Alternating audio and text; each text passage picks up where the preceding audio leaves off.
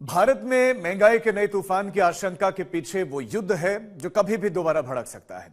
America और Iran भले ही अभी एक दूसरे पर हमला नहीं कर रहे हो, लेकिन स्ट्रेट ऑफ हॉर्मुज की डबल नाकेबंदी दुनिया की सांस फुला रही है।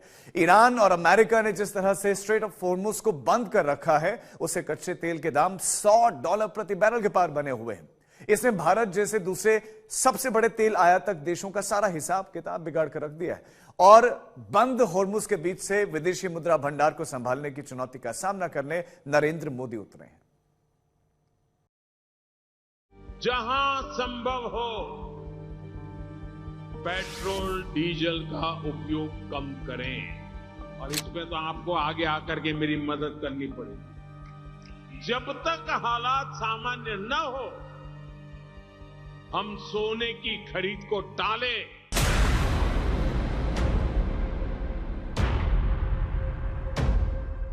प्रधानमंत्री नरेंद्र मोदी अगर कह रहे हैं कि देशवासियों को आगे आकर मदद करनी ही होगी, तो इसकी वजह जंग की यह आग है जिसके नए सिरे से भड़कने का डर है। आग का ये गोला इजराइल के यरूशलेम के पास बसे बेत शेमेश शहर के पास देखा। शनिवार रात को इस जोरदार धमाके ने इजराइल के लोगों को डरा दिया। यरूशलेम में मशरूम बादल दिखाई दिए जो परमाणु हथियार के इस्तेमाल करने के बाद बनते हैं। इसके बाद सवाल उठने लगा, क्या इजराइल ने परमाणु हथियारों का कोई परीक्षण किया है? इस सवाल का जवाब इजराइल की सेना के लिए रॉकेट और मिसाइल के इंजन बनाने वाली सरकारी टोमर कंपनी ने दिया, जिसने अपने बयान में कहा कि यह धमाका एक पहले से तय परीक्षण था जिसे योजना के अनुसार अंजाम दिया गया। तो भले ही इजराइल ने परमाणु परीक्षण नहीं किया हो, लेकिन इससे युद्ध की तैयारी करते इजराइल की खबर जरूर लगती है, जो आशंका है कि अमेरिका के साथ मिलकर बहुत जल्द नए हमले ईरान पर कर सकता है।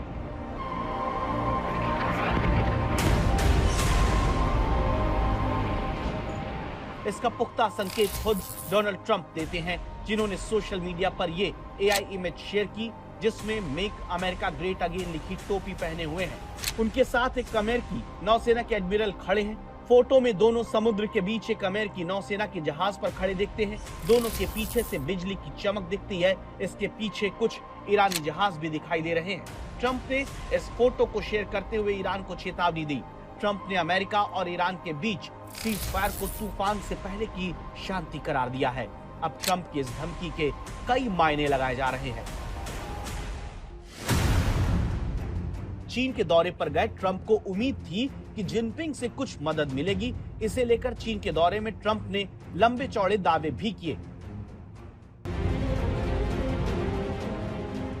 ट्रंप ने यह भी कह दिया कि अमेरिका की तरह चीन भी नहीं चाहता कि ईरान परमाणु हथियार बनाए। मतलब ईरान को लेकर कई मामलों पर चीन अमेरिका से सहमत है। We did discuss Iran. We feel very similar to Iran. We want that to end. We don't want them to have a nuclear weapon. We want the straits open. We're closing it now. They closed it, then we closed it on top of them. But we want the straits open, and we want them to get it ended because it's a crazy thing. They're a little bit crazy, and it's no good. Can't have it. They cannot have a nuclear weapon. लेकिन चीन की तरफ से Trump के इन दावों की पुष्टि नहीं की गई। चीन की खामोशी ने दुनिया को बता दिया कि ऐसा कुछ भी नहीं है। जब ट्रंप से सवाल पूछा गया, क्या जिनपिंग ने स्ट्रेट ऑफ हॉर्मुज खुलवाने के लिए ईरान पर दबाव डालने का कोई आश्वासन दिया? इस पर ट्रंप ने जो जवाब दिया उससे अंदाजा होता है कि जिनपिंग की तरफ से ऐसा करने का कोई ठोस संकेत नहीं दिया गया। I'm not asking for any favors, because when you ask for favors, you have to do favors in return. We don't need favors. Iran पर जिनपिंग की तरफ से कोई ठोस भरोसा नहीं मिलने के बाद ट्रंप अब एक बार फिर ईरान के खिलाफ सैन्य अभियान शुरू करने की तरफ बढ़ रहे हैं। न्यूयॉर्क टाइम्स की रिपोर्ट के मुताबिक अमेरिका अगले हफ्ते ईरान पर बमबारी कर सकता है।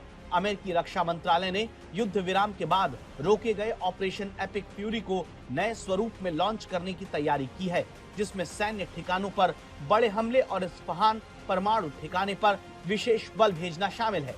एपिक फ्यूरी 2.0 के लिए अमेरिका और इजराइल ने तैयारी शुरू कर दी है। दोनों सेनाएं अगले ऑपरेशन का अभ्यास कर रहे हैं।